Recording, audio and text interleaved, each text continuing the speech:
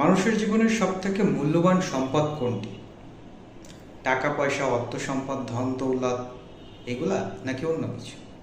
তো আমি মনে করি যে মানুষের জীবনের সবথেকে মূল্যবান সম্পদ হচ্ছে তার চরিত্র, হ্যাঁ, তার সম্মান। এই যে সম্পদটা, চরিত্র কিংবা সম্মান, এইটা যদি একবার চলে যায়, লুজ করে, এটা জনম চলে গেলেও হাজার টাকা, হাজার কোটি কোটি টাকা সম্পদ অর্জন করলেও আপনি যাই করেন না কেন সম্মান আর কিনতে পারবেন না।